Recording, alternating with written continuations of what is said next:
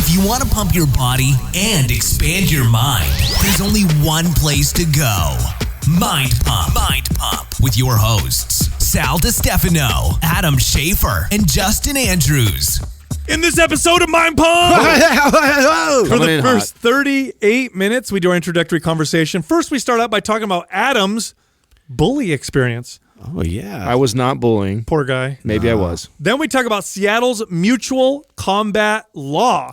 Dude, wish I would have known about this. Apparently in Seattle, you can just throw down with someone as long as there's a few rules to be met. And I challenge you to a fisticuffs, sir. You will not get in trouble.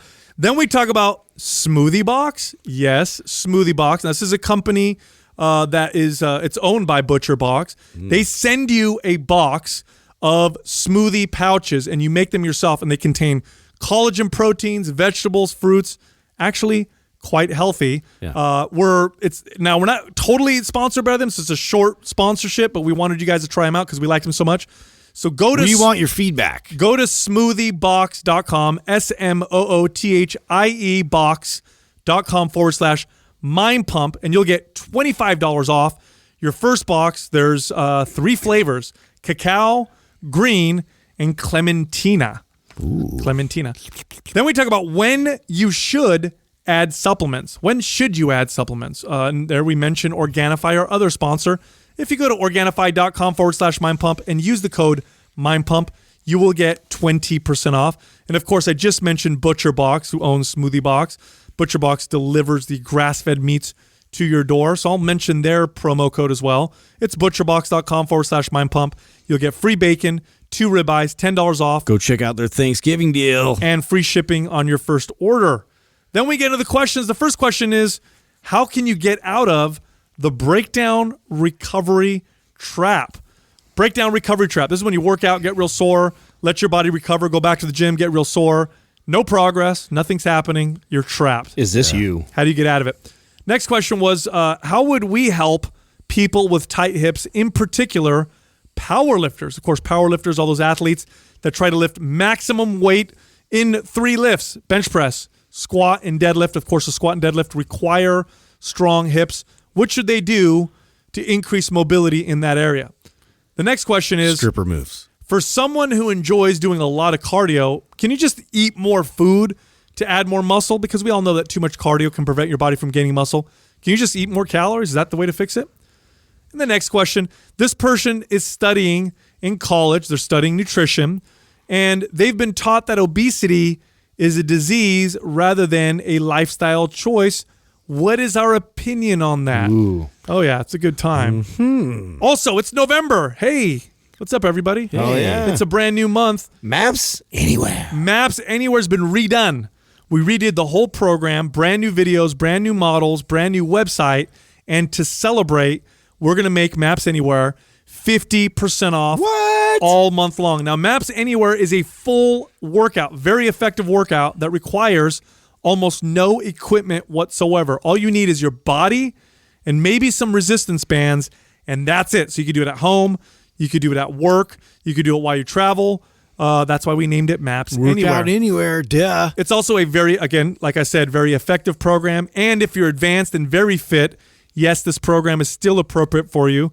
We have AMP sessions in there, which allow you to ramp up the intensity to get into a very, very hard workout. So again, So if you already own it, make sure you go check your guys' library, because we have you guys automatically get it, which is, just so you guys know, I mean, we'll continue to always upgrade, improve the programs. And after you've purchased a program, you have that for life. And even as we improve upon it, you get all the upgrades for free. I don't like it when you say library right. library. It's not the same. So again, Maps Anywhere, 50% off. Go to mapswhite.com and use the code WHITE50. That's white, the number 50, no space, at checkout for 50% off.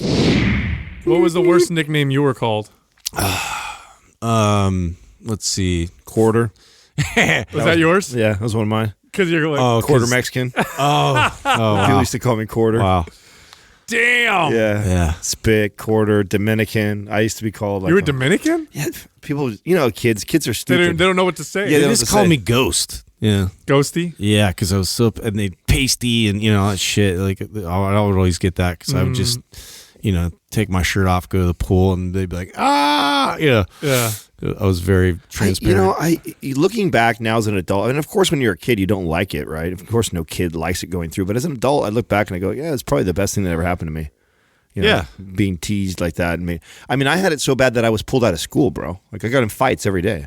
Oh wow! So my 8th grade year, I was homeschooled. Well, there's definitely that's like there's definitely there's a difference, bro. I was bullied to the point of fighting, groups of people, because I was getting picked on like every day that aggressively. Yeah, I had 3-4 dudes like fucking pelting me with snowballs and shit like that, and like I'm not gonna fucking take it.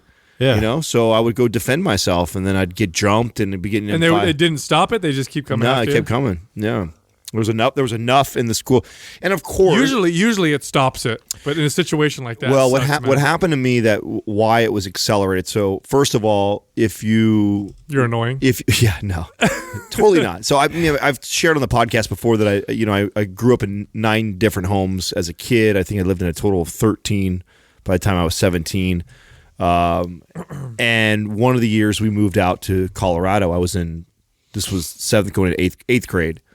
So in 8th grade, I was in Colorado, and but before that, I was able to move into a new town and make friends relatively fast. I mean, I think that's attributed to my social skills now, and my ability to build relationships. Obviously, is stemmed from that. And I never had a problem. I mean, I was, would come into school as the new kid, and before long, I was one of the popular kids, and never had a problem until I moved to Colorado. When we moved in Colorado, they just don't like people from California, a California kid. Now, what accelerated that was I played basketball, and I was good. And I moved to there they had middle school, 6th, 7th, and 8th together. You beat out one of the starters, let me guess. Yeah. Starting point guard, who was like the most popular kid in school. That's the second worst thing you could do. Yeah. First worst would have been. Yeah, most popular kid in school, dated the hottest girl in school. I was the new kid on the block. Target right away. And I came in, and I really wasn't that much better than him. The coaches liked me because I fucking worked hard in practice, dude. I was one of the kids that was never really gifted, and I consider myself athletic, but I worked to be athletic. I was not gifted. I didn't touch a ball and just like, oh, I was so good or super fast or whatever. But I worked really hard. I had the attitude that I would outwork anybody in practice. And most coaches that are good coaches reward players that are like that hustle, that dive on the floor, that would go the extra mile, that stay later. Yeah, if there's equal talent, but you see this other kid really putting the work in, it's like a no-brainer. And so I did, and I led the school in steals that year and assists, and I was a point guard, so I averaged between 12 to 20 points a game, which in middle school was good, and it was enough to take this kid's starting position, and he just made my life miserable. So this was like months into the school year? Well, I mean, basketball season really starts like right at the you're already starting in October, November. So it was after that all the shit started happening? Yeah, once I had taken his start. I mean, I had a little bit of teasing right out the gates because I was from California, and I was teased for people call me Mexican quarter, all kinds of different names. I can't even remember half of them.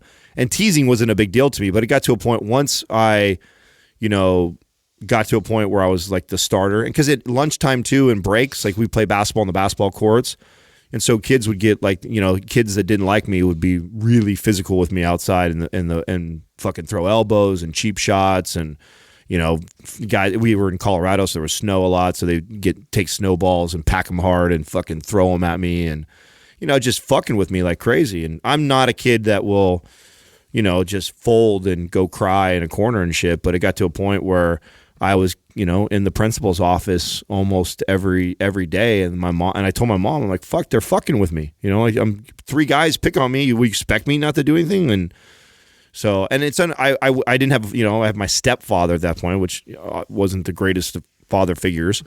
And so I didn't really have a great role model to teach me how to handle that. And my mom did what most moms would probably do, which is take him out, Yeah. Took me out of school, took me out of school and homeschooled me. How long were you out of school for? The whole rest of the 8th grade year. So how long into the year? It was like half the year? Yeah, about half the year, because I wanted to finish basketball. I love basketball so much that I was like, I don't care about the picking and fighting and shit like that. I want to play. So I wanted to play till the season was over. And I forget what in high school or middle school, what time or what month basketball actually. That must have been hard, especially at that age. Like you're just at home. Yeah, it was. You know what I mean? The only reason why it wasn't that hard was because I didn't have a lot of friends anyways there. I was new, so it wasn't like I was missing my friends. Like the things that most kids would not like about being pulled about school, it didn't matter. Like school was war for me. Like going to school, I was getting into fights. So it was better. It was just better. Right, it was better. I mean, and once I wasn't playing basketball, then I really didn't care that much. I remember I hated Colorado because of that. Like I just, in general, like I hate the state. I'm like, I don't like this place. It was beautiful, beautiful place to live, but I didn't like the people because of that. And of course, that's an overgeneralization. Yeah. There's got a lot of great people in Colorado, I'm sure. Yeah, I can't handle that either. I can't handle trying to be bullied or punked or whatever. Even if you get over on me, because it happened to me in school too. I got in a lot of fights in junior high in particular. Even if I did back down, which I did have to do once, and it's funny, I remember it, the one time I had to back down, it was because there were 10 dudes and there was just me. But I went home and plotted my opportunity to get back. Yeah. You know what I mean? So it wasn't like I backed down, as I couldn't live with myself. And I'm like, no, I'm going to fight him. Yeah. And I'm going to find a time and an opportunity when he doesn't have his friends around, which is what I did. I found a time when there was no friends around, and I got. I wish I had a dad who would have like coached me through that, because it probably would have been better for me if I would have just whooped the kid's ass. Like found the main kid that was, because of course he actually wasn't the one who. I mean, he bullied for sure. He orchestrated more of it, if that makes sense. Like because he was a popular He kid. had his entourage to go. Yeah. Bullies are typically cowards. Yeah, exactly. He was, he was a bitch. Like he wasn't the one who was getting in my face or doing things like that. It was like groups of other people that, because he was the cool kid, would do anything that this kid would fucking say or do. Isn't that funny how ironic like things are? Like when people's actions many times reflect that they feel the opposite. Oh, so what I mean by that is like the Instagram people who show so much skin and show how hot they are all the time, the most typically very insecure. Bullies, I'm so tough, I'm going to punk all these massive cowards. Usually they're massive cowards. Totally. Yeah. And it's just so funny. And you don't know that as a kid. So that's why I wish that like I had a dad who sat me down and was like, son, what you don't know is this kid's a big pussy. Yeah. And that's the reason, and he sees you as a threat, and that's why he is making your life miserable. And listen, don't go out of your way to start a fight. Don't do anything like that. But listen, if he runs his mouth and he starts a fight with you, you defend yourself. So I trained to. If I would have got that permission, it would have been a total, like, because then there's part of me too. I'm also raised in this, with this religious background where my family are turn the other cheek, and that's what my mom is teaching me, right? Is so I'm just supposed to I'm not supposed to do anything about this. These kids are making my life miserable, and so I'm in this conflicted with, oh fuck, I don't want to get in trouble at home, for doing this, and then at the same time too, I don't want to be a punk, Do you know that? And I think I want to say it's in Seattle. I'm not 100% sure. Maybe we could look this up. But there's a law. It's called I think it's called mutual combat law, if I'm not mistaken. So there's a law in a city in America, I can't remember which one it was, or maybe several cities, where let's say we're at a bar and let's say Justin and I, we don't know each other and we're drinking and he bumps me and we start talking shit. What the fuck, bro? Yeah. We can go outside and say, let's fight. We can go outside, get in a fight, so long as there's no weapons being used. It's just our hands or whatever, and there's no excessive force. Like I don't stomp on him or something like that. But they're not going to take you off to. You don't get in trouble. Tank? You don't get in trouble. That's awesome. Wow. Yeah, and I can't remember the name of the law. It's going to be Texas. No, I almost think it's. Maybe you can look it up, Doug. It's called mutual combat law or something like that. I want to see what the. Cool law. Oh yeah, it is mutual combat. So what does that say? Where that is? I want to see what Seattle. It is Seattle. Wow, that surprises me. Fuck, I like that place more. Yeah. So it says here, it's what does it say here? That you both parties agree beforehand to mutual combat. It's like old school Western days, like a draw. A duel. Yeah. We'll challenge you to a duel. You know what? Let me tell you why I agree with this 100%. Fisticuffs. I'll tell you why. If there's two people that agree to a fight and they agree to the conditions of the fight, so we're gonna fight here, you and I. Hands, we're not going to use weapons. Right. Someone hits the ground. No biting. Let him go. Yeah. Someone says they give up. Let him go. And then we're going to fight. And then that's it. Like, it's on you. The dude breaks your face, breaks your jaw. Right. You can't sue him. Right. You can't, you know what I mean? That's it. Well, I love it because then it's crazy. Anyone who's been in enough fights too know that like it's crazy how much it kind of resolved it. It's weird. Like, so I remember this kid when I was in high school. He was a wrestler, and I was a basketball player, so wrestlers and basketball players just typically was like oil and water. we had to share the gymnasium. Is that why? Yeah, so basketball players and wrestlers run at the same time in the season, and so if you're That's what it was. You gotta share the locker room right, together. exactly. Yeah. Share the locker room together, the gymnasium together. I remember that. If you're a wrestler, you used to think the basketball players are pussies. It's a pussy sport. You can't wrestle and fight. If you're it was worse with football, soccer players. Let me tell exactly. you. No, Oh my totally. God. It's the same thing. It's the same thing, right? They share the field. It runs around the same time in the same year and stuff.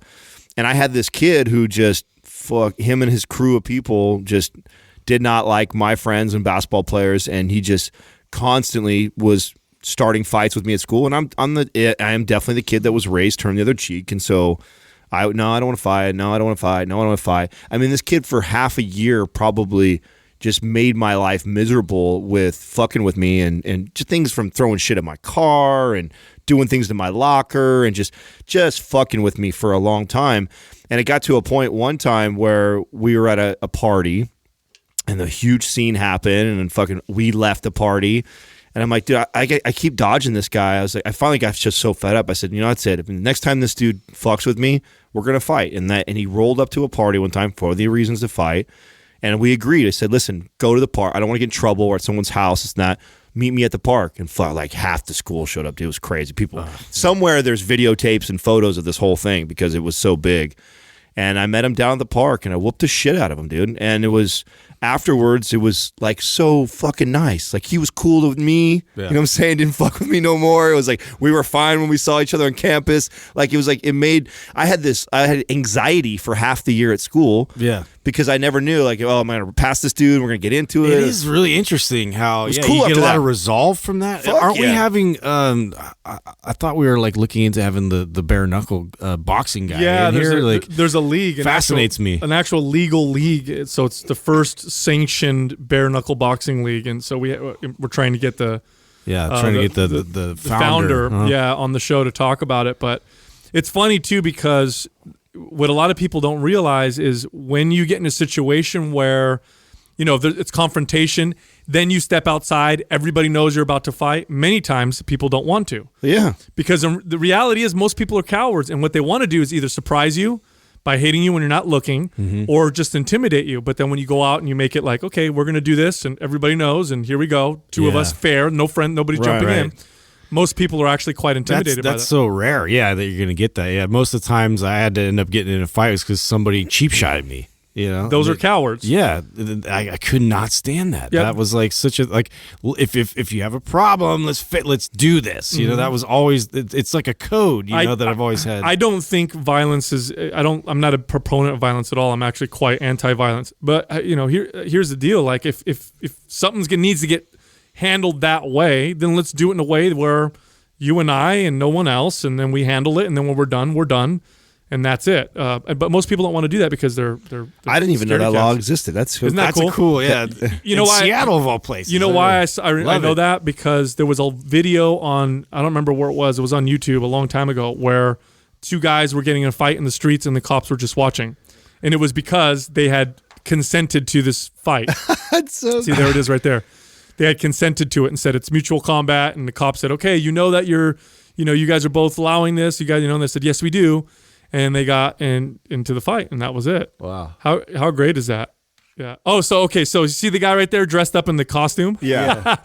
So that guy that's the guy who thinks he's a superhero that fights crime all the time. He roams the streets and he tries to make the streets safer by helping people out if they feel he doesn't seek out violence or anything like that, but in this particular situation, a guy is starting crap with him, wants to fight him, so finally he says, fine, we can do mutual combat. But what the guy doesn't know is this superhero-looking weird dude is like a trained MMA fighter.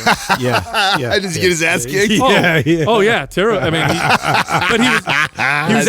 he was actually quite merciful the way he did it. Yeah, no, when I was a kid, getting in fights used to stress me out so bad. But it's funny because the thing that stressed me out wasn't the fear of the fight. Like I didn't care about getting hit or getting hurt. Yeah, the unknowns leading into it. It was all about you don't want to look like an idiot. You don't want to get, you know what I mean? You don't want people to see you get beat up or whatever. Right. So anyway. Oh, so he was making racist comments to him. That's what it says. Yeah. Oh, wow. Yeah, whatever. But it's funny because he got got his ass kicked because he didn't know what he was doing. Oh man, I mean, I've been around a lot of situations where I've seen the underdog guy just whoop somebody's ass before. It's crazy. Oh, like you could tell. You could tell the head movement. Yeah. He leg kicks. He opens with a leg kick. You're fucked. yeah. The guy who opens up the leg kick, you better run, dude. Yeah. Anyway, not to change topics but I want to mention that smoothie. Was it that Doug brought us? Oh no, so Butcher Box. I did not know this, right? So Taylor brought this to me like I think it's brilliant. A couple months ago. Butcher Box has got another company that they have. I had no idea that they were the same, or not the same, but another company that they own, which is Smoothie Box, and it's similar type of business model as the Butcher Box, and he brings it in, and I said, well, let the guys try it. I don't know if anyone's gonna be into smoothies and this and that, but I said I'm assuming if it's from Butcher Box, it's going to be from a clean source, and more than likely it's that is going to be in line. I imagine, as far as like in line with us. The question is this shit going to be any good? Yeah. Then Doug went ahead and like made a bunch of these different examples for us. Man, I was like, wow, just the texture and the taste and the mouthfeel. Even what was your favorite one? My favorite one was actually the green one. It had like avocado in it. Oh, I like the orange one the best. Yeah, well, it was so smooth. What's cool they is were all good though. So that's what I was impressed they're with. like these pre-portioned pouches that you blend. They're really, really good quality, healthy. They come with collagen protein as well. So sometimes when you get smoothies, it's just fruit. Yeah. But the green one, like you said, that one's got spinach, avocado, pineapple. It's got the grass-fed collagen protein, lemon juice, pineapple juice, water, ginger, dates, flaxseed, whatever. When you look at the macros, and this is what I like about it. So you blend up this smoothie, a green smoothie, 290 calories, 12 grams of fat, 26 grams of carbs, 21 grams of protein. It's not bad at all. That's a good amount of protein. No, and they taste really good and they're really smooth. I'm going to do this with my kids. No, they have a cacao one too. So the cacao one was really good. I mean, I liked all three of them. The orange one. So smart? That one was the most flavorful, I think. But I mean, like if you like more of the sweet type smoothies, but like even then, it wasn't too sweet. Well, the orange one had coconut cream, carrots, sweet potato, mandarin. It's got the of course pumpkin seeds and coconut water and the collagen in it. What a brilliant idea! I think this is so smart because they just made that process super easy and convenient. I like smoothies. Obviously, who doesn't? They taste really good. The drawback's always been the amount of sugar and how many carbs, and they're unbalanced with the macros and the source. This is quite balanced, and it comes already. All you gotta do is blend it. Well, and they set it up the same way that Butcher Box does, where you can do the reoccurring orders either once a month or every other month or every third month. You can set it up that way. You can select which ones you prefer. Yes. Oh, that's great. Yeah, so it's set up just like that, so you can do a box all the same or variety pack or whatever. And I know that they are doing something with us. So normally it's like $5.95 a smoothie. And it's $4.70 a smoothie with us, so you're saving $1.20 per smoothie. And so I think the discount they had. Yeah. So it's a nice little plug that they did for our audience. And I mean, Butcher Box has done really well. It's one of the best performing sponsors that we have. We get a lot of good feedback about that company. One of my favorites. I mean, it's just made my life so much more convenient. I would not have actually even looked into it had it not been for their company. So I was already, because of the feedback and our experience with Butcher Box, I was like, okay, well, let's see what the smoothies are all about. And man, I was incredibly impressed. Well, the way it might be something that we can. And just so everybody knows who's listening right now, we really are going to just put it out there and see how many of people of our audience really enjoy it. Yeah. They aren't even an official sponsor long term with us. We just said, hey, we liked it. Like the product. Yeah, we liked it. We'll put it out there. If you guys can do something for our audience, and then we'll get feedback from you guys if it's something that we carry going forward. Yeah. What's the site? Oh, smoothiebox.com/mind pump. That's easy. Yeah. The way I'm going to use it, because I'm already getting on board, is I'm just going to get one smoothies, like I said, 290 calories. I'm going to make one in the morning, split it, and give it to my kids. Yeah. I mean, it's got, like I said, proteins. It's got the healthy fats. It's got the carbs from the fruit. There's no added sugar. Some of the carbs come from sweet potato, like in the orange. They did a good job, and that's the thing that I like about this company is they do a damn good job. They do their research and they put together a good product, not just a product that tastes good. You know Oh my what I mean? God, the kid angle though. I mean, like we're always trying to look for little hacks to get, especially my youngest, to actually eat like more healthy foods, and that like smoothies have always been a good way to do that. But now to make it like Healthy. you can healthy and manage the macronutrients and like get on that level. It's not Jamba Juice, bro. yeah, exactly. Which is like an 80 gram, sugar bomb. Sugar bomb. No, yeah. I mean, and Jamba, Cracked out. I think there's still a lot of people that think the Jamba Juice is a healthy alternative. Yeah. I know. There's still, I mean, It baffles my mind. yes. Well, I mean, I'll be the first to admit, I remember when they first came around, like, oh, you think it's a healthy choice. Dude, they add ice cream. I'm like, you put ice cream in here? It's not fucking healthy anymore. Yeah. What are you doing? Yeah. You know, it's fun. We had when we had Gaspari on, and he was talking about the supplement industry. What I found most fascinating about talking to him was like how the supplement industry has changed so much since his company Gaspari was killing it to now, which is only really not even an 8 year period, 7 years. Yeah. And one of the things that he said, and we talked about this off air, is how much more educated the consumer is. Yeah. Like how much more people know. And so it's funny because Which is great. I love it because what's happening with supplements or this kind of market is that it seems like the quality, or at least they're trying to cater more to the more informed. Because in the past, would you have you wouldn't see so much detail in that kind of stuff like you do today. So it's kind of cool. It's cool to see that shift start to happen. It's funny too because when we first started our podcast, that was one of the observations we made was that even the bodybuilding, muscle building, fat burning side of supplements, we all speculated that's pretty soon going to go the health route too. Yeah.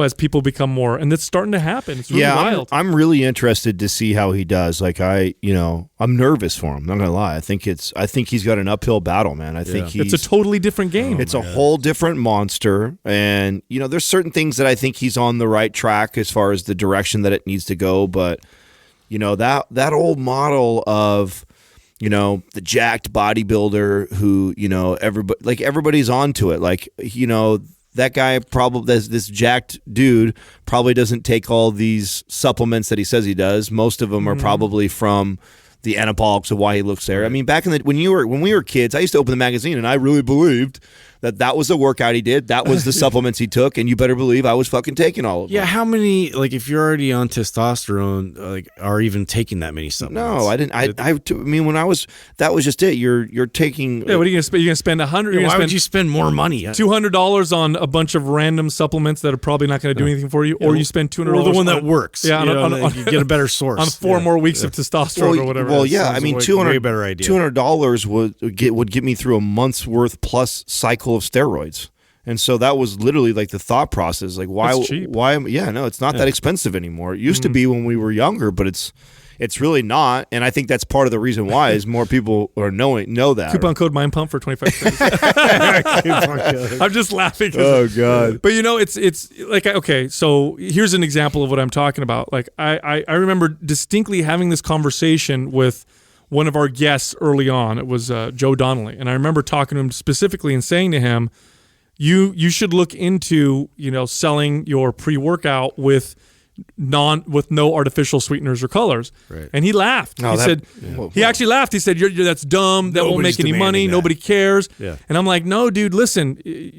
Make the change now before it looks, because at some point you'll look dumb making the change. Then you'll look like you're just trying to follow." That's just another example of, and it's true. It's happening. Part of the fitness space that we live in now is we have a lot of these fake celebrities that become popular because of covers of magazines or whatever, and they didn't put the work and effort into training the thousands of people. And if you put the work in training the thousands of people, you fucking know these things. Yeah. You know these things because you have your pulse. Yeah, you have your hand on the pulse constantly. Right. When you get yourself on a magazine and you do really good on Instagram or Facebook, whether it's because you're funny or you put out, solid content on social media, and you build up this network of people, and then you start providing advice like you really understand the space, and then you make arguments with someone like what a putz to argue with someone like you over that. Like that's so naive because you've reached a level of success in the same industry and space, to deny somebody who is actually out there and putting the work in. It's the same thing that I never want to be this guy who gets like this, where you get to a point and you forget how important it is of the people that are out there touching the people. I remember working for 24 Hour Fitness when we would get, the new CEO in, and they come in with all the new VPs and all, and they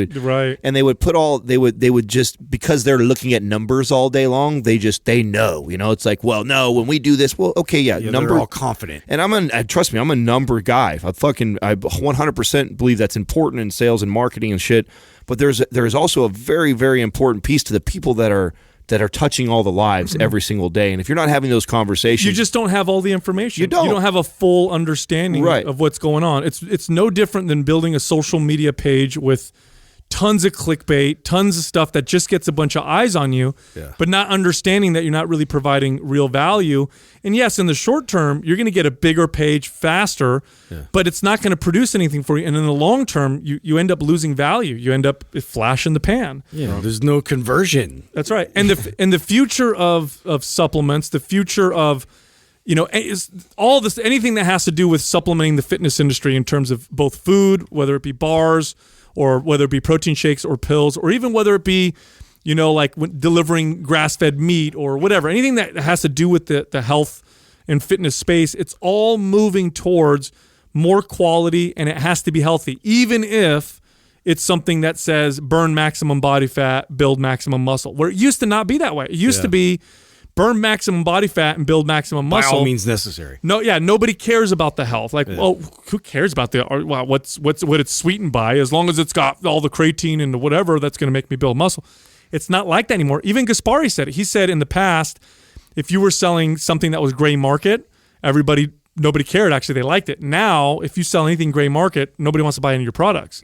You know what I'm saying? Yeah. I think you're starting to see that with like the SARMs and stuff like that. Like, companies that are selling SARMs, getting away with it now, like there's a flash in the pan. They're not gonna last very long. You don't see reputable companies doing that. The reputable ones really understand that it's about quality. It's about again, one of the reasons why we ended up working with Organifi. I mean, we are, for the most part, we don't like working with supplement companies. It's not a secret. It's not something we're not hide. seeking it out. Yeah. But if like Organifi came to us and they're like, no, all organic. Everything needs to be no artificial sweeteners. It needs to be this particular way. Health is the first. No, that's what sold us. And then we opened and then we said, okay, we'll sit down and talk with you guys and see what that looks like. Well, it's a great bridge too, to kind of bring somebody back into a healthier mindset, and performance. So like we've always been kind of looking for that sort of segue to bring, a lot of the people are just so performance driven to really consider their health. And it's a great way to kind of introduce that, and then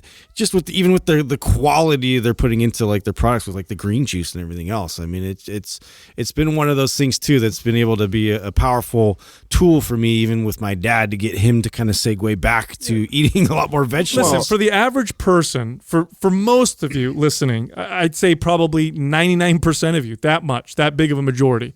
If you just tried to be as healthy as possible and really healthy, and that goes with exercise, diet, whatever, you'll achieve the best performance you've ever had. If you try and just push performance, you're going to get worse performance and poor health. That's just true. And that's how do I know that? Through training everyday people. Now, there is that 1% who are training at a ridiculous level, who are competing at extreme levels, who really don't care about that kind of stuff and are trying to squeeze out a tenth of a minute off their time, off their 50, or they're trying to squat another 5 pounds so they could break a record or whatever.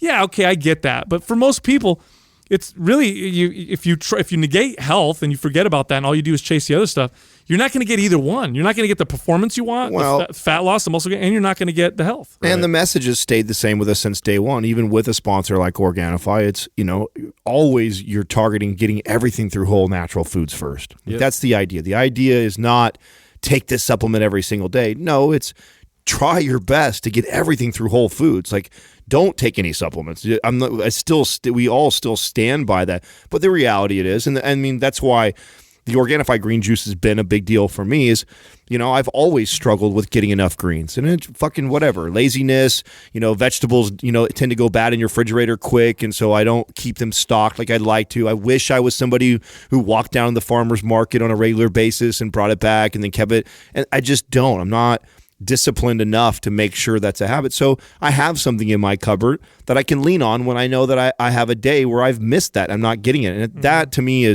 that's the way to use, and that's the way I think supplements should have been presented since day one is, listen, you're way better off instead of taking some sort of bullshit performance enhancement type of supplement, which is a lot of what we talked about with Rich the other day, of those types of supplements. You're far better off taking things that are like you're missing nutrients in your diet because you just didn't get to it and you use it as a like how it was intended. I feel like it's called a supplement, right? Yeah. It's not called take it every single day because everybody needs it every single day. Yeah. No, it's, hey, if you're not getting enough of these things, these nutrients, here's an alternative for you. The irony of it, too, is if that message was sold properly, I think supplement companies would do better. Well, look how we do with Organifi. Yeah. Organifi crushes. It's our best sponsorship. It's our best relationship, partnership-wise. And yet we were very hesitant to even do that because we told them from the very beginning, too, that, listen, we are not going to tell people they need to take this every single day. It's like, you know what it reminds me of? I'm sure you guys ran into this, obviously doing fitness as long as you have, where you have those trainers that do that give people crazy promises. Like a new client will hire them. I want to lose 30 pounds.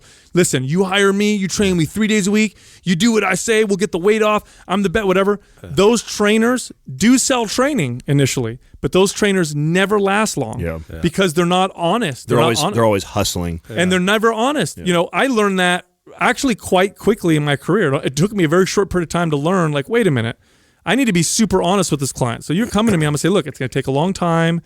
These are difficult things to change. Let's start you off twice a week with me. Take it from there. If it's unrealistic, they're gonna catch on quickly. So they might be there and they might show up for the first couple of weeks, but the retention that always drops off dramatically. It's the short game versus the long game. Yeah, exactly. I remember when I was brand new, there was a guy that was one of the top guys was like this. Like he was top sales. Hype. Yeah, and I would listen to his presentation and I would be like, damn, he's just promises the fuck out of everything. Yeah. But I mean, what ends up, but he's always having to hustle. And, I was the opposite. I was just like, well, I'm not going to just keep selling the dream or everything. I care about making sure that I can follow through, because what ends up happening is you can sell those people on 2-3 months worth of training because you promised this to them. But when you start to figure it out that, oh, wow, no matter how run them through this whole process. And no matter, and we all know this, no matter how great of a trainer, no matter how educated, all the answers you may have, still more than 50% of the people don't follow through themselves and do that. And so when you know already that the fail rate for most people that hire a personal trainer is greater than 50%, and you're making all these great promises, the likelihood of resigning that people is low. Now, coming up front with a client I found was way better. Like, listen, I want to start you with 3 months, and we could get to your goal by that time, but the realistic, probably not. Most people don't. And the reason why is once we get started, we might find out that your metabolism is much slower than what we anticipated, and we need to work on that. Travel might come up. You might have a few setbacks between then and there. So I don't like to tell my clients that I guarantee that to them. Now, is it possible? Absolutely, it's possible. But realistically, we need to be perfect in all these ways to achieve that by this time frame. So when you set the table like that, and then 3 months is up and they haven't quite achieved their goal, or maybe they haven't even came close to their goal, they're not surprised, because I can go, well, we had Halloween, and you know what you did on Halloween, right? And we had that week where you got sick. We know what happened there too. We also see where your metabolism. I've been telling you that we need to get your calories. You know what I'm saying? Like, well, yeah, and I think too, like that's experience too from a trainer, like knowing how to actually like promote something that's realistic, because initially like there's all this like hype and like hope, that they're going to have this like major influence on this person. But, only through experience, you understand like the pitfalls that come about, and like how to like set them up for like, okay, this might happen. So, that's why I always have such a hard time with people kind of laying out some kind of a formula. Like, well, I've done this formula for all these people, had these amazing transformations, and then they dress it up like this is repeatable. People appreciate honesty. And, one thing that I used to do with clients is I would give them my goals for them. And so they'd come in and say, no, I'm going to lose 20 pounds by this date. And I would say, like what you say, Adam, well, that's very difficult. Most people don't. Here's why. And then at the end, but then I'd say, okay, it is possible, but everything has to be perfect. I said, but here's my goals for you. My goal is that you don't miss a workout with me for this next 2-month period where we're scheduled twice a week. So 2 days a week, you don't miss a workout. That's my first goal. My second goal for you is I want to get you to the point where you could do a full squat without any pain. My third, and I would give them these types of goals, and then I'll explain why it's a big deal.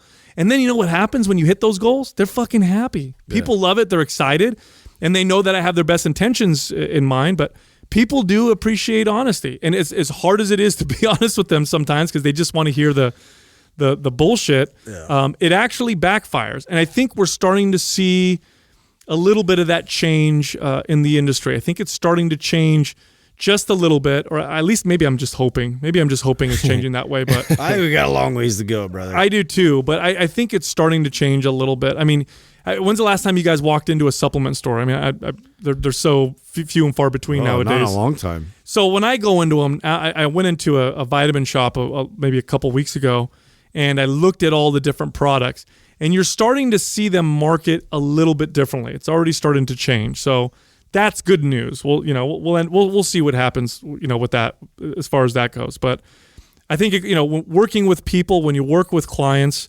for 20 years, you really start to learn how to communicate in a way that's effective and how to get someone to really make those fundamental changes. Because my goal as a trainer was never to get you in shape. That was not my goal. My goal as a trainer is to get you to a point where it's no longer a goal of yours in the sense that this is now how you live. How can I change your relationship to exercise and nutrition to where it's something you always want to do now? You don't rely on someone to motivate you. You don't need a crazy goal. You're not on and off, on the wagon, off the wagon. Yeah. That this is something now that has become a part of your life. How can I give you the keys to then, do it yourself? How can I get you to want to work out? Yeah. Forever. How can I get you to want to eat healthy? Forever. That's my goal. Along the way, we're going to get in shape. Along the way, you're going to feel better, get stronger, maybe lose some body fat or whatever. But at the end of the day, that's what I want, for that person.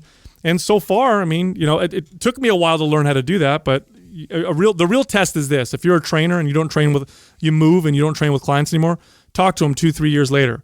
See where they're at, what they're doing. Are they still working out? Are they still keeping up with everything? Is it something that they've made a part of their life? If the answer is yes, you've fundamentally changed them. You've done a good job. You're successful. If the answer is no, well then, got some bad news for you. You've been hustling. This Quah is brought to you by Organifi. For those days you fall short on getting your organic veggies or whole food nutrition, Organifi fills the gap with laboratory-tested certified organic superfoods to help give your health and performance the added edge. Try Organifi totally risk-free for 60 days by going to Organifi.com. That's ORGANIFI.com. And use the coupon code MINDPUMP for 20% off at checkout. First question is from Jazasaur. How can you get out of the breakdown recovery trap? Oh, yeah.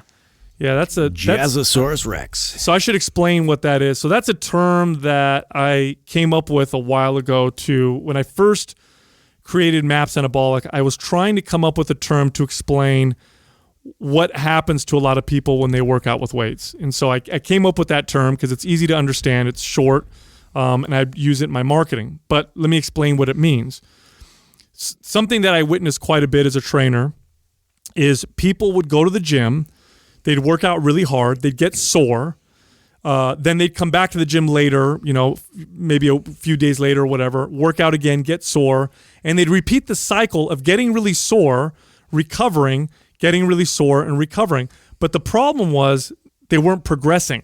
All that was happening was they were breaking down muscle, and then they were recovering. They were healing, but there was no adaptation. There was no progress.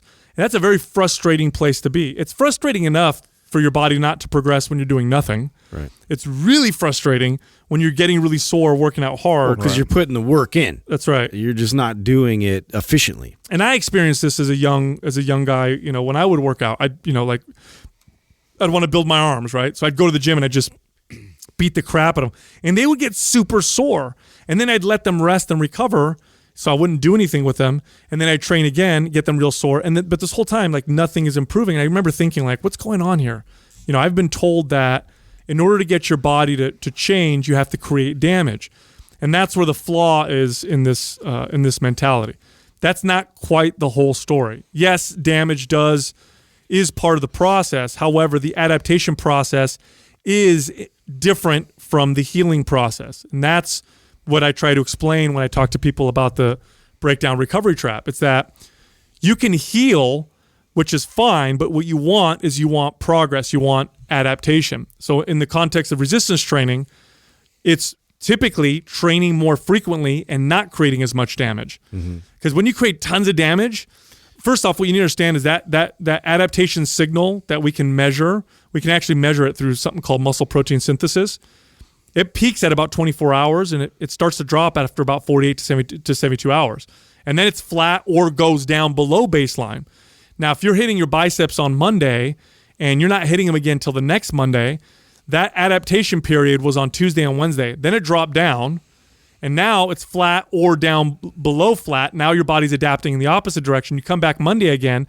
And this, by the way, this entire time, you may be sore and you may be healing, but you're not adapting. Now you come back to the gym, and there's no progress. Yeah, well, this just highlights like completely why programming is so important, and the fact that there's like an efficacious dose for the amount of, intensity or whatever the other acute variables are. And that's why this kind of shit is important. That's why I guess, the three of us are so passionate about this side of the fitness spectrum, because I feel like it's so overlooked. Everything is so like more is better. More is always better. And that's the message that your average person has been receiving like their lifetime. And it's wrong. Right. Everything has to be harmonious. Like I think of it like a crew team, and we got like five to 10 guys that are like rowing a boat, and we're trying to fucking win. We're trying to go as fast as we can. And the workout part of that is just one of the guys, just one of them crewing along there. And he's the asshole in the back, just fucking crewing as hard as he can off rhythm of the rest of us. The rest of us are together, in sync, rowing this boat, and then this asshole in the back is just paddling, splashing. Yeah, splashing everyone, paddling the fuck off, like crazy, and it's moving the boat right and left, and we're moving. So I think of that the same way. Trying as hard as fuck, right? And it doesn't mean you don't see some progress. You're gonna move, you know what I'm saying, and you're working hard, so you think that we should be, and you're going as hard as you can, so you think the boat should be moving its fastest, but it's not necessarily true if all the systems of the body are not working harmoniously. And if you are if you're hammering your central nervous system all the time, and you're not allowing it to recover properly, and you're not learning to, back off on intensity and let it mirror your programming and how much you're exercising, then it won't be harmonious with the other systems. And so, and I think exercise is just one example of that. I mean, the asshole could be the nutrition asshole. It could be, you could be any of the assholes, but it's so important to think of the body holistically like that they all need to be kind of speaking to each other. And for some reason, for so long, we've always thought that exercising, the harder you go, the more results you get. The more sore you are, the better. Right, which is maybe how somebody who got in a boat the very first time and thought, we want to move this thing as fast as possible. If I just go as hard as I possibly can, maybe that's what's going to get me faster and further along. But that's not necessarily true. We find out that, oh, wow, if we can all move harmoniously together, this thing will plow through the water a lot faster. I remember the first time putting this together. I was working out. I was trying to get in shape because I was going to go to Italy over the summer, and at this point, I was still doing 20 sets per body part once a week. So, chest on Monday, back on Tuesday, the old school 5-day bro split, and I'd hammer body part, get it really, really sore. And let it rest and recover and heal, and then come back and hit it again. And I was definitely stuck in this trap. I just didn't really quite realize it. I just thought my body wasn't progressing. Well, what I had done is I was reading these old muscle building magazines, and I was looking at some of these old timers' routines, and I couldn't find a single guy that worked their body parts once a week. Everybody was 2 or 3 days a week, especially 3 days a week. So what I did was I started hitting my body parts 3 days a week, counter to everything that I thought to be true up until this point. I thought up until this point, hammer a body part once a week, and that's what you need to do. And so I thought, okay, I'm going to hit my body parts 3 days a week. The first thing I noticed when I did this, which tripped me out, was I was not nearly as sore as I was before. Now at first I thought, oh, wait, I'm not as sore. Maybe this is not a good thing. But I immediately realized that it was a good thing because I got stronger. Yeah. And then my body started progressing. Which are the real things you need to pay attention to. That's it. And the irony of this all is, the best routines that I ever do for my body are the ones that typically produce little soreness. How weird is that? Like I used to think that the routines that produce the most soreness. So did I.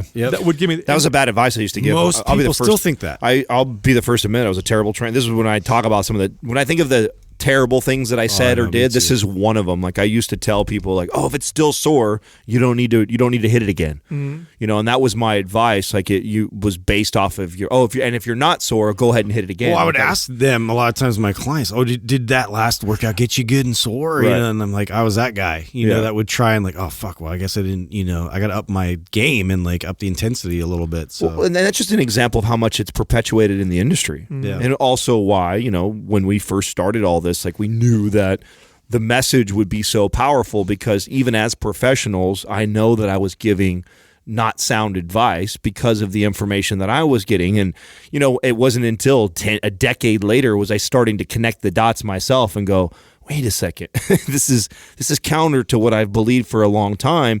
And it wasn't because I was dumb. It was just because that was the culture, and that culture still permeates the industry and the space. I still think that, I get inbox every time we talk about this subject. I always get trainers inbox me saying like, yeah, Adam, it's still like that in the gym. Like it's all about how sore you get your client and the best trainers. Super competitive. With the crazy exercises. And it's going to take a culture shift and change that I hope that we're a part of, that we influence some of these trainers, that is not an example of a great workout. It's not at all. And I think that it's actually sometimes the opposite. It is the opposite. It's quite the opposite. In fact, let me tell you how I gauge my own, because I still make this mistake today. All the time I overreach, and it's definitely been ingrained in me. And so if I'm following one of our MAPS programs where I know I'm going to hit a muscle group, 3 times in a week, and I come, let's say I have Monday I trained, and then Wednesday I'm back, and I'm supposed to be touching some of these. If I'm still really sore on one of the muscles that I'm getting ready to train again, I'm like, fuck, I overreached. I didn't need to do that. It's because now that potentially is going to hinder this workout. And so that to me is okay, next time around I get to Monday again, when I'm back on that routine, I need to scale back a little bit on my intensity, let my, put my ego aside and follow my programming because I trust the process. Yep. And so that's kind of how I think now. Now, that it's tough. If it's still tough for me and I know the information, I can imagine how tough it is for the general population that is getting this in their feed of no days off and training to failure and like fucking beast mode and all. If that's what if you're getting told that all the time and you're seeing that and we're highlighting these people that are training so hard, like don't get me wrong. I love to watch a Ronnie Coleman video before I go to the gym. I love to watch all these knuckleheads on Instagram. I follow all of them, and they do because it motivates me to get to the gym. But I also know that I can't train like that today. Like that's not what's going to serve my body best to progress in this program. Yeah, my best results ever, both with myself and with my clients, was when we worked out appropriately, and they usually didn't get sore. Right. Usually did not get sore. Then their bodies would progress. And the funny thing about this is, it's funny. Like how should you measure your progress? By measuring your progress. That's literally it. It's funny because is funny, though. I get messages every day from people who are like, oh my God, I'm following MAPS Anywhere, or I'm following MAPS Aesthetic, or I'm following MAPS Anabolic. And man, I'm getting fit, I'm getting stronger, I feel good, but I feel like I could do more. Like, do you think I should throw in some more exercise? I'm like, wait, hold on a second. You're progressing and you're asking for more. Yeah, like, why? Because you think you're going to progress more? Because you feel like you can do more? Don't be the asshole rowing his ass off in the back of the boat. Yeah. Fucking stay harmonious. If you're seeing, we're moving, bro. Be harmonious. Yeah. If you're progressing, then you're progressing. If the you're enlightened goat. If you're moving better, if your mobility is improving, or if you're getting stronger, or if your stamina is getting better, or of course if you're visibly changing, if you're leaner, more muscular, then that means it's working. Has nothing to do with how sore you get, how sore you don't get, how tired you are, how you left the gym and wanted to throw up, or any of that kind of stuff. That may build character, but it doesn't do anything when it comes to building your body. So, that's an important thing to understand. Next question is from Rebecca Ubbs. How would you help powerlifters with tight hips? What kind of mobility exercises or warm-ups are best? Oh, My favorite for hips. First off, This is me, bro. Yeah. This is me right here. Yeah. First of all, we should explain why this is common. If you're a power lifter, you're predominantly loose hips are not advantageous for what you do. You are primarily moving in the sagittal plane. There's not a lot of rotational movements in the exercises that you do, and the hips were designed to move. And you have the way the ball and socket joint works for the hips is not just forward and backwards. It's designed to where it moves in multiple planes. And when you always strength train in the same plane all the time, you get really overactive, tight muscles in that plane. And then when you ask the hips to kind of move out of it a little bit, you find out, oh shit, they're really sore and tight.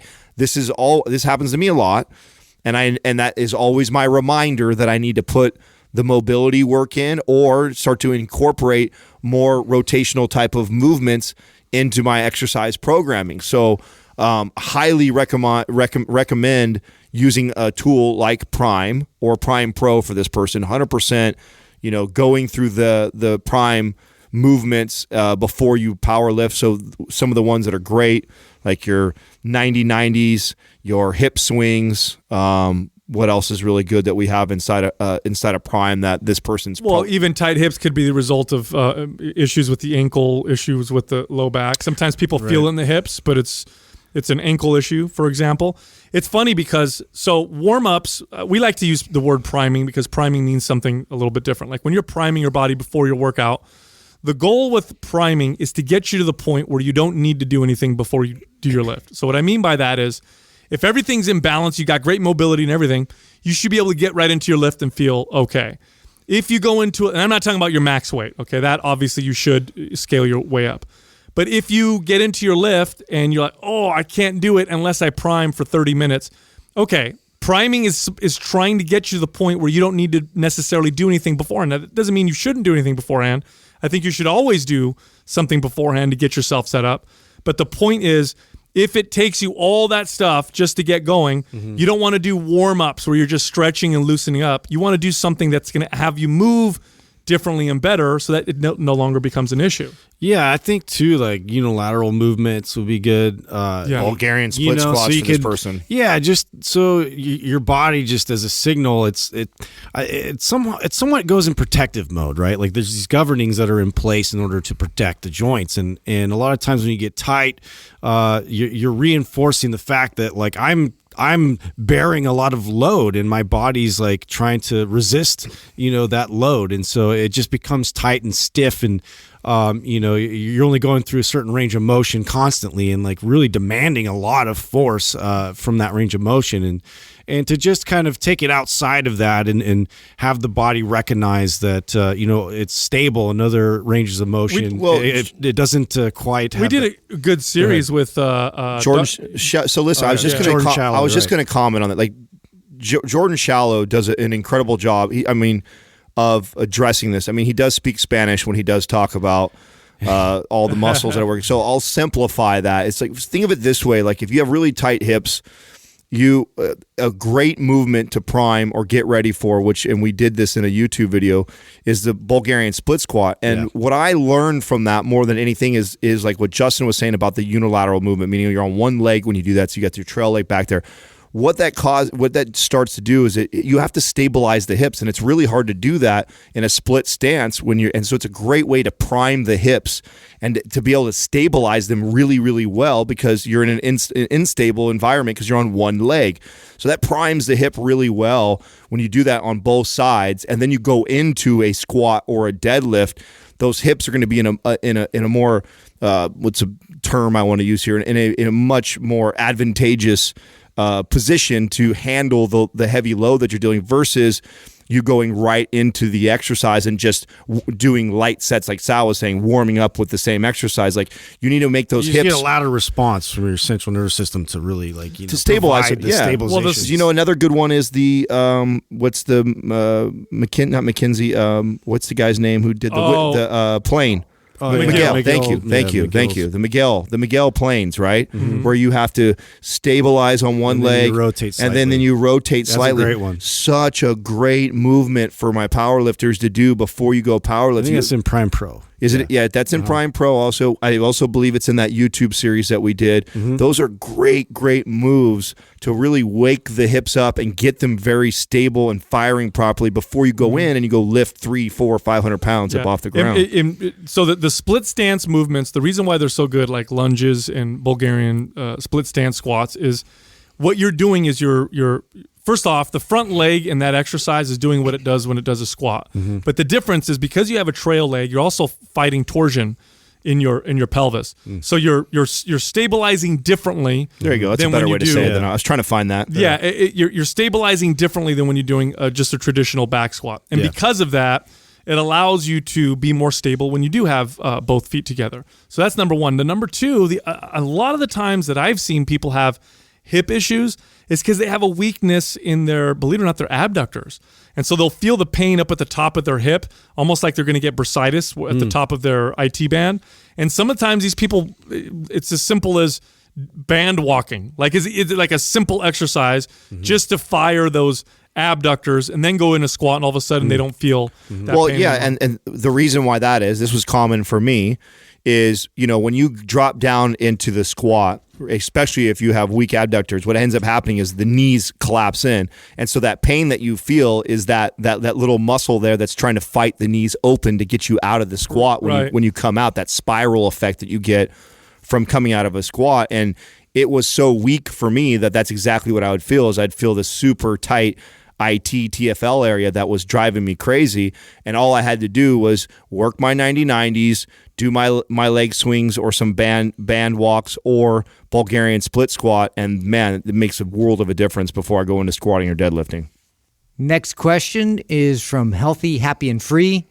For the person who enjoys cardio, can you out-eat your cardio so you can gain muscle? That's a good question. That's a really good question. Yeah, because I think... Yes and no. Yeah, well, I was going to say, a lot of times when we talk about how overdoing cardio, by the way, I want to be clear, it's overdoing cardio, because cardio is not bad. But when you overdo cardio, it definitely will make it difficult for your body to build muscle. And there's two reasons for this. One is you're burning a lot of calories. If you're burning too many calories, you're not taking in enough, your body doesn't have the building blocks needed to build muscle.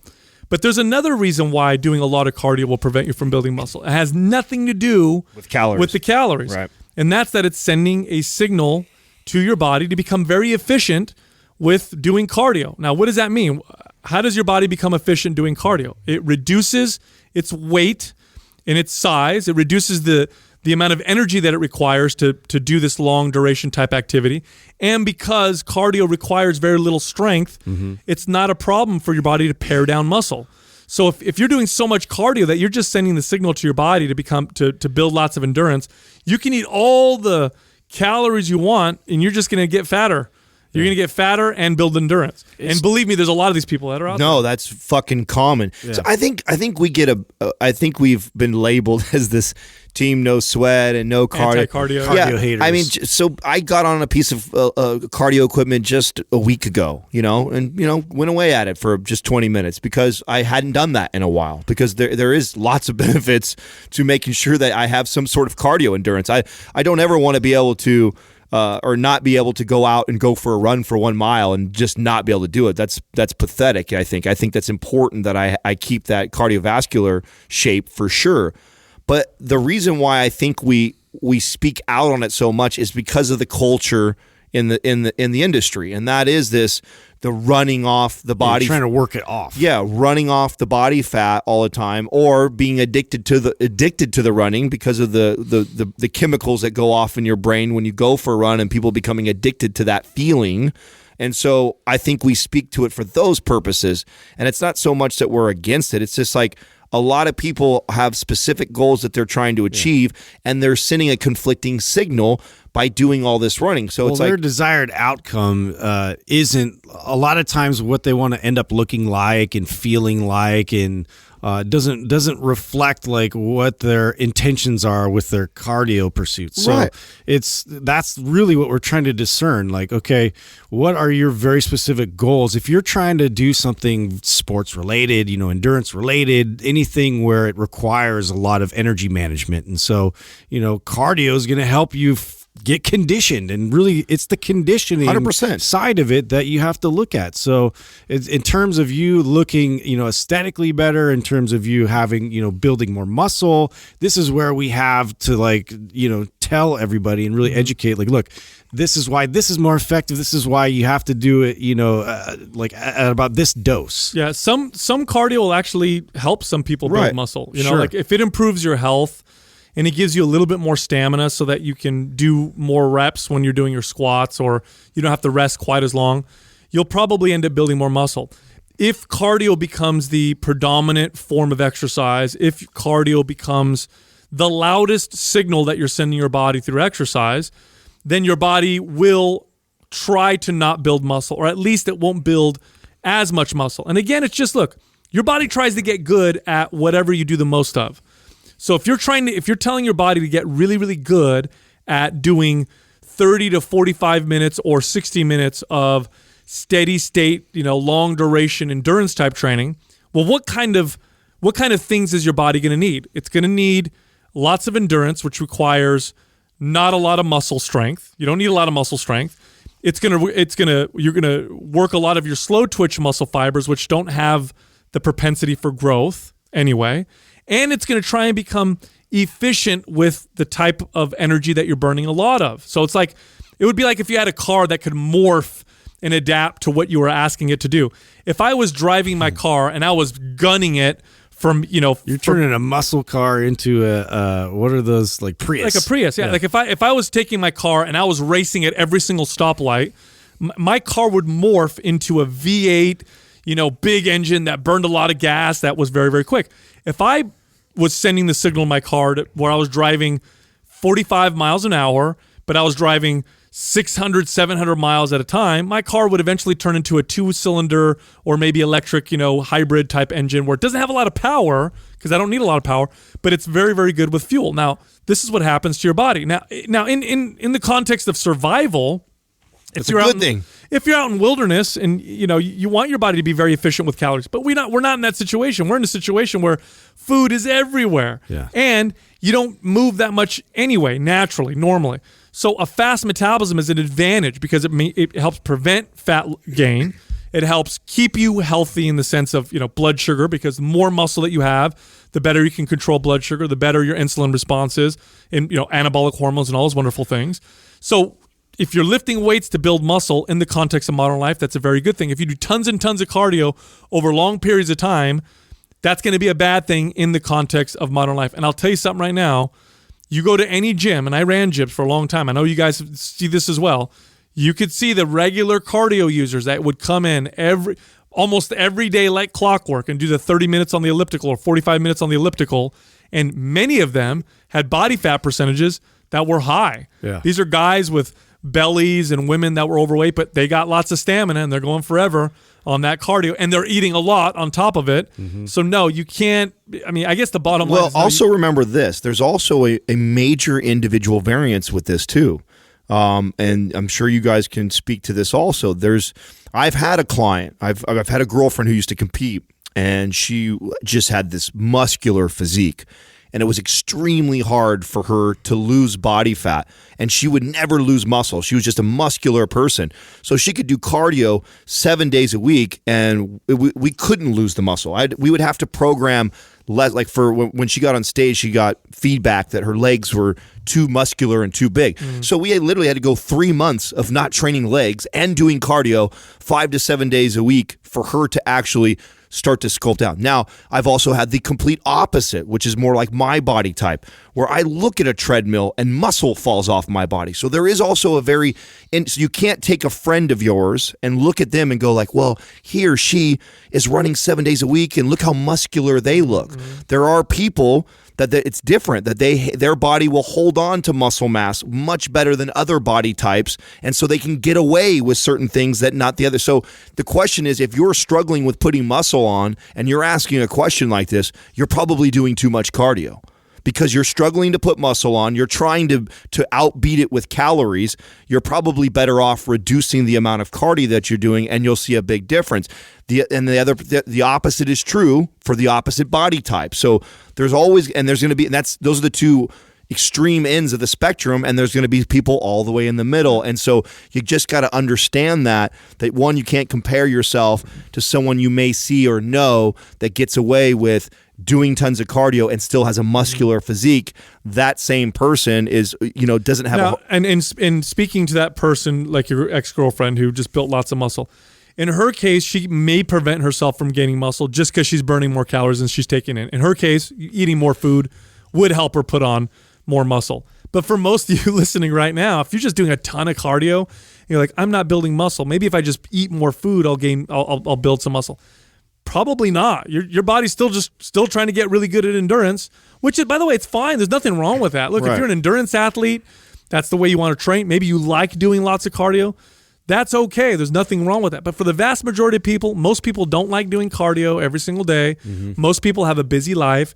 What they would like to do is work out in the gym maybe 3 days a week, be really fit, have a faster metabolism so they could get away with eating a little bit more. They could get away with not being so strict with their diet. They don't have to move so much every single day because, their day is naturally sedentary anyway because they have a desk job.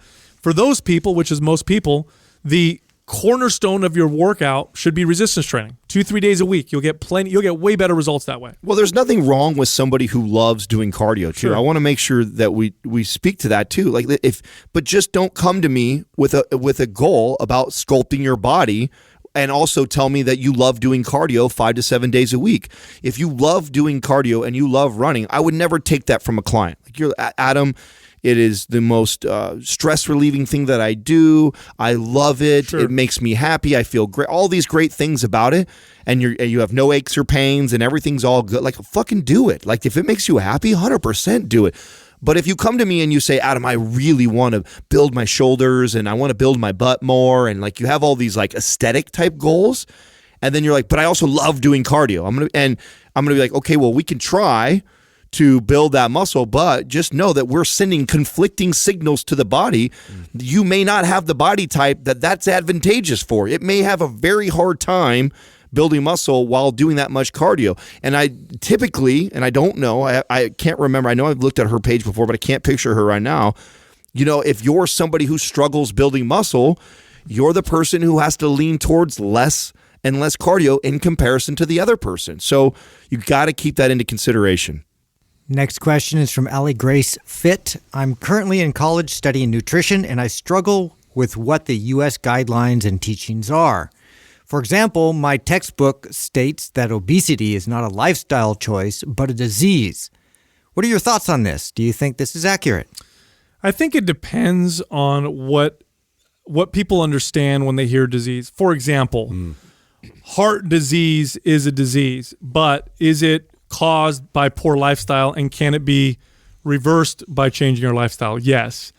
If a person thinks that obesity is a disease, like something that you can't influence, It's just passed on and there's nothing you can do about it. yeah, that's wrong. That's wrong. So could obesity be classified as a disease in the sense that when you're obese, you have all these, these bad health outcomes, but it is something that is a result many times, most of it, due to your lifestyle? I don't give a fuck. Call it whatever you want. Right. It's like bankruptcy. Yeah. It's like bankruptcy is the disease, and then what led to bankruptcy is poor financial decisions leading up to that. Right. You know what I'm saying? It's the same. Right. thing. You don't just go bankrupt. Right. Right. Exactly. Yeah, you don't just go obese out of nowhere. And so there was a series of events that led to the bankruptcy that caused the quote unquote disease. That's just like obesity. But once you're there, you're kind of fucked. What happens when you have a major hole and you have something that over your head that you have to climb out of? Obesity too, like once you're there, there's probably a lot of things that your body is, where the disease part comes in, is your body is fucked up. It's fucked up now. You've pushed it this far where you are this overweight, and now you have all these conditions because of that, but you didn't wake up obese. Yeah, well, this is the part where I do sort of lean on agreeing with still labeling it as a disease, just because of the severity of just the current state of where we are in terms of healthy at every weight. for instance, like this is something like to identify obesity as something that is problematic, in terms of like that being the catalyst for all kinds of different health problems. Like we have to stick to standards in terms of like some of these things. But yeah, like it's not in terms of it being a disease that's passed on. We can't look at it as something that just all of a sudden just happens because it's been passed along to you. Yeah, no, it's crazy. There's some evidence that suggests that people who have a poor, unhealthy lifestyle, who are not obese, actually have a worse outcome than people who actually gain body fat who have a poor lifestyle. So if you compare the two, and believe it or not, there's a sizable minority. It's not a majority, but it's a decent chunk of people who are afflicted with things like diabetes or heart disease who are not overweight at all. Mm-hmm. Their body weight would be considered, normal, but then they have diabetes or they have heart disease or whatever. So obesity is really, I hate that I think one of the reasons why we focus so heavily on obesity, it's because it's so visible. It's so visible. Like you could see it right away. Yeah. And I get that. And obesity itself, having a lot of body fat all by itself, does have some health risk factors. Fat is not this inert tissue that just hangs on your body. Fat is hormone sensitive and stores certain things. And so just having a lot of body fat by itself can cause problems. But really the thing to focus on is the lifestyle around it and what's causing it. And what's happening now is more people are overweight than people who are not overweight. And pretty soon there's going to be more obese people if it continues on this trend, which will be interesting to see if it does. But if it does, at some point, there's going to be more obese people than non-obese people. And when that happens, and this is the thing that I hate about majority rules sometimes, is that you're going to get more obese people than not obese people, and before you know it, they will be a protected, class of people. They're going to be, which is silly because everybody should be create all new standards. Yeah, everybody should be protected or whatever. Yeah. But it's going to be like exactly like no, this is what normal is. This is what it's whatever. And, it's just poor health. It's poor health. It's okay to call it poor health. There's nothing wrong with that. Right. You can also be objective about it. Just because you have a lot of body fat on your body, just because you're exhibiting poor health doesn't mean you're a bad person. Okay. Yeah, no. It doesn't mean anything about your self-worth. It doesn't mean you need less respect. Now, the reality is people may see you and judge you differently. As a result, and that's just reality, good or bad or whatever. But don't confuse the two. So it's okay to say, you know what, I'm really heavy, or you know what, my body displays my poor lifestyle, my bad health habits, my bad diet, my bad lack of activity or whatever. That's okay. It doesn't mean you're a bad person, because I think some of this discussion revolves around trying not to hurt people's feelings, you know what I mean? By saying, absolutely, like by saying, hey, it's your fault you're obese. And then people are like, no, it's not. No, it's a disease. It's not my fault. And then they'll give you all the reasons why. My parents were overweight, and, my schedule doesn't allow me to work out, and, I don't make a lot of money, so it's harder for me to eat healthy food. And it's like, well, okay, those are all factors. I get that. But no, it's still a lifestyle. It's still a lifestyle. It's still something, that you're choosing to allow to happen to yourself, whether it's consciously or subconsciously. So, I think that's where that discussion, basically comes from.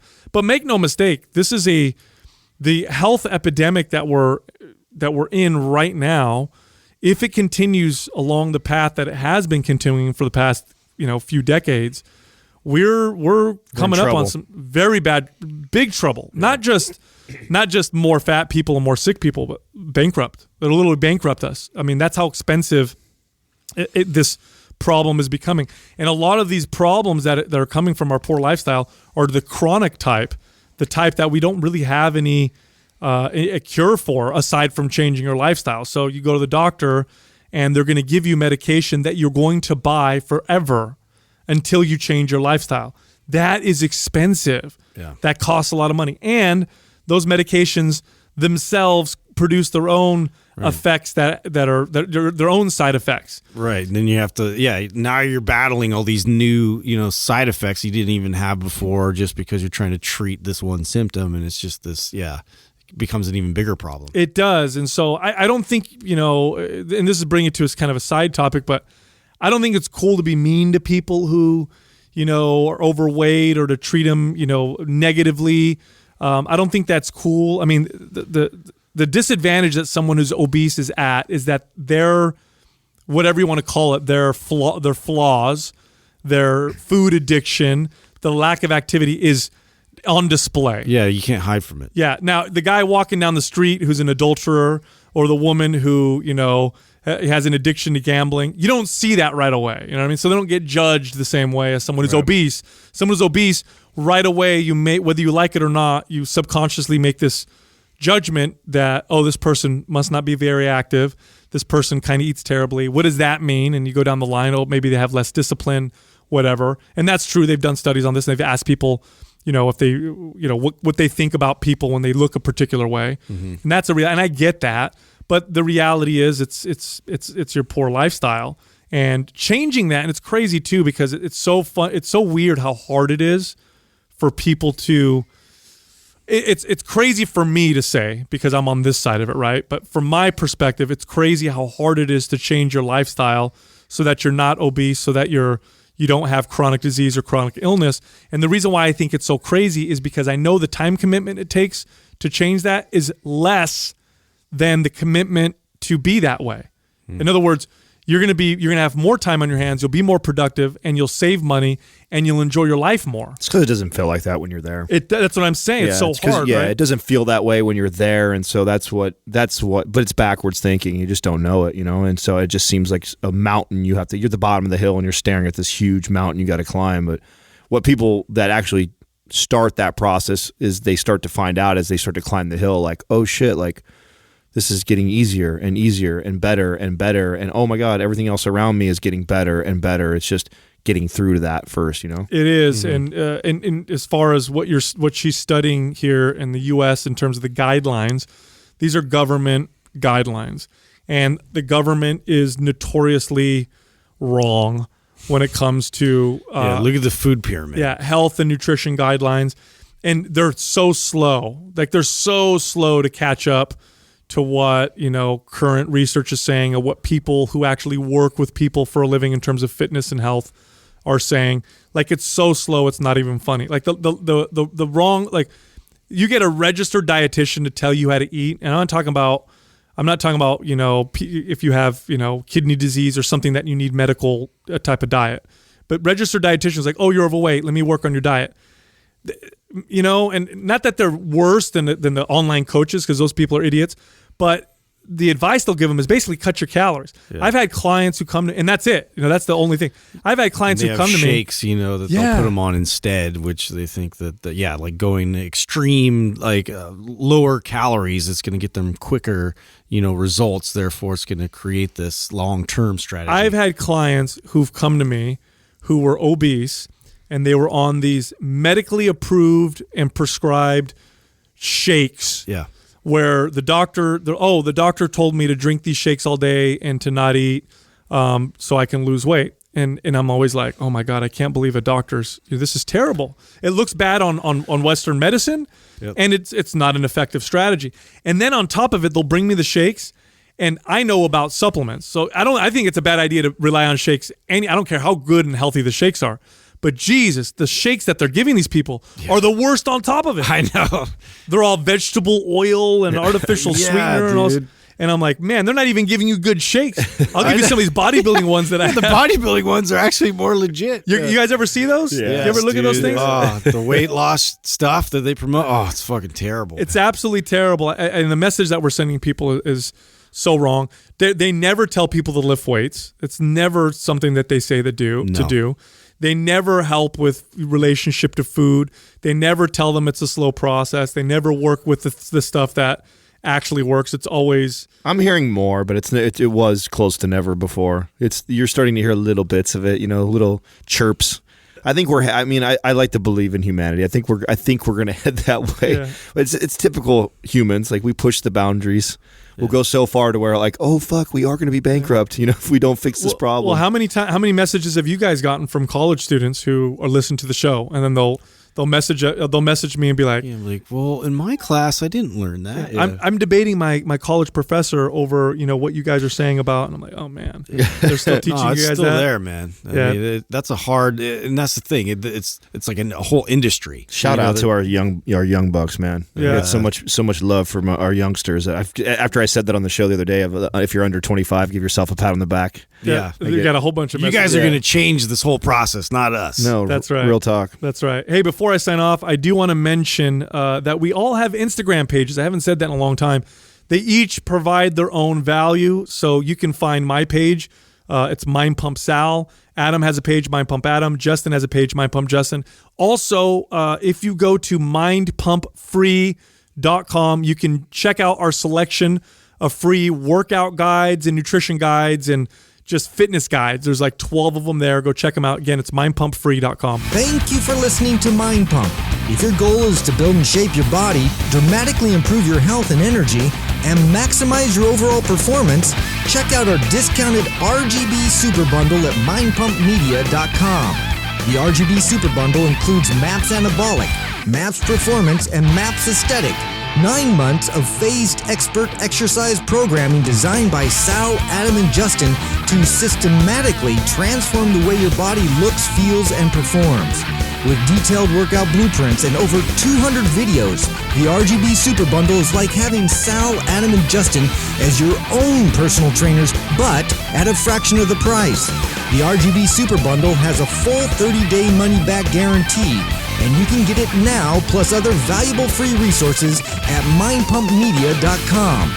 If you enjoy this show, please share the love by leaving us a 5-star rating and review on iTunes and by introducing Mind Pump to your friends and family.